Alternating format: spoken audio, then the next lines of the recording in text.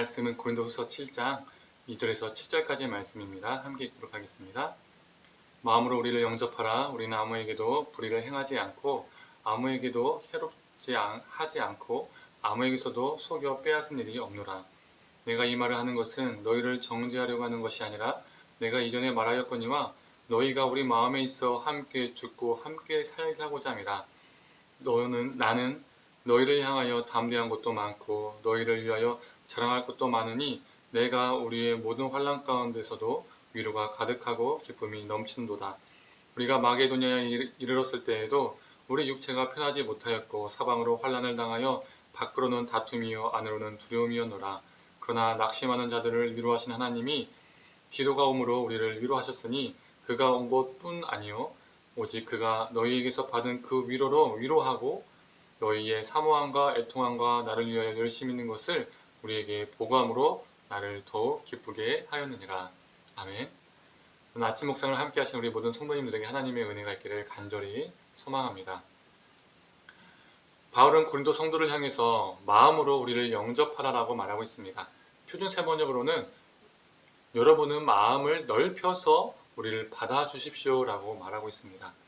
고린도 교회에 들어와서 바울을 대하여 여러 루머를 만들고 바울을 모함했던 사람들 때문에 고린도 성도들 가운데는 바울의 사도직에 대해서 그리고 바울 자체에 대해서 의심을 하고 마음이 닫혔던 사람들이 있었었죠.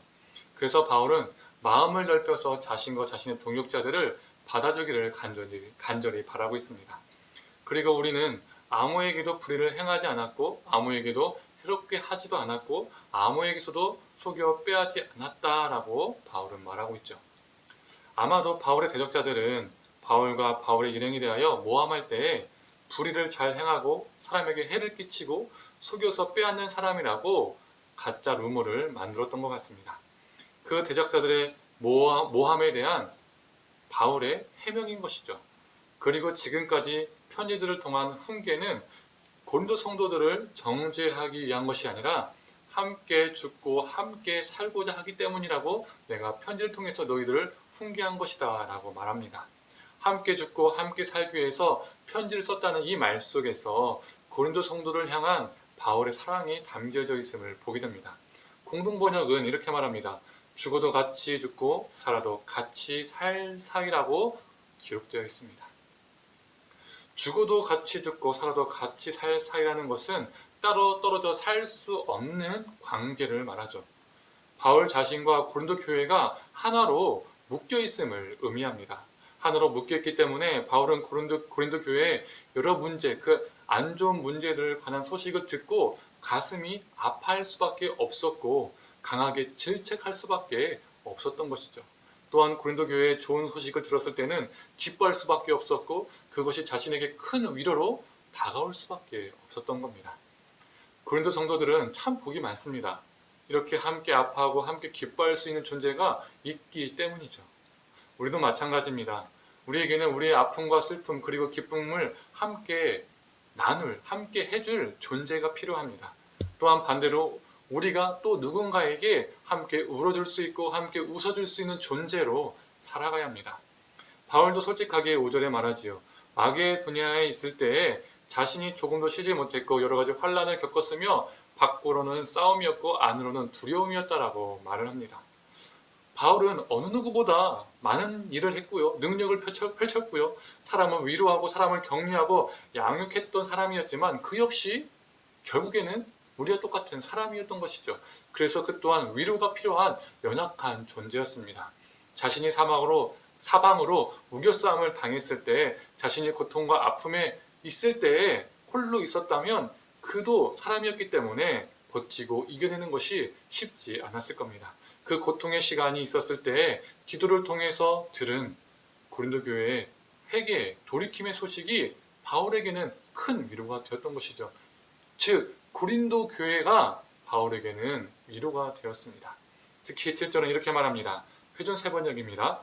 그가 돌아온 것만 아니라 그가 여러분에게서 받은 위로로 우리는 위로를 받았습니다. 디도가 고린도 교회를 통해서 받은 위로로 바울이 또한 위로를 받았다는 것이죠. 이것이 바로 위로의 전파력, 위로의 전염력입니다. 우리가 누군가를 위로할 때 그 위로는 그 사람에게서 멈추지 않습니다. 또 다른 누군가를 위로합니다. 또 누군가를 위로하고 번져갑니다. 첫 번째 사람, 두 번째 사람, 세 번째 사람 계속해서 그 위로가 사람들에게 퍼져갑니다. 그러하기에 우리는 위로에 인색하지 않았으면 좋겠습니다. 지치고 힘든 자들을 외면하지 않기를 원합니다. 힘들고 지친 자들, 홀로 삶을 분투하는 사람들, 고난 가운데 있는 사람들, 연약하고 가난한 사람들, 그런 사람들을 위로하며 살기를 원합니다. 그 위로는 힘이 있어서 또 누군가를 위로하게 될 것입니다. 왜 우리가 하는 위로가 힘이 있는 것일까요? 우리가 잘나서일까요? 위로를 우리가 하는 것처럼 보이지만 그 실제적인 위로의 주체는 하나님이시기 때문입니다. 6절의 말씀입니다. 그러나 낙심하는 자들을 위로하시는 하나님이 디도가 오므로 우리를 위로하셨으니, 위로를 받은 디도가 바울을 위로한 것이 아니라 위로받게 하신 그 하나님께서 이번에는 바울을 위로하셨다는 겁니다. 하나님이 위로하십니다. 그저 우리는 위로의 도구입니다. 하나님이 하시기에 그 위로는 전파력이, 전염력이 강합니다. 우리가 위로할 수 있는 상대가 있다는 것이 복입니다. 은혜입니다. 그 이유는 그 위로는 하나님이 하시는 것이기 때문입니다. 그래서 하나님의 도구로 사용되어지는 순간이 되기 때문입니다. 사랑하는 성도님들, 오늘 하루 내 주위에 위로가 필요한 사람이 있는지 돌아보았으면 좋겠습니다.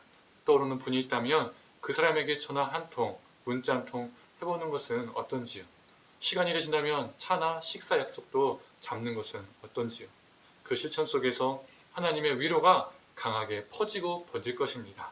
오늘 하루도 위로의 하나님을 붙들고 위로의 도구로 살아가시는 저와 우리 성도님 되기를 간절히 축원합니다. 기도하겠습니다. 하나님, 바울도 정말 뛰어난 사도였고 복음의 능력자였지만 결국에는 그도 사람이었고 연약한 자였고 고난 가운데 있는 자였고 슬픔 가운데 있는 자였었고 홀로 노인자였었고 외로운 자였습니다.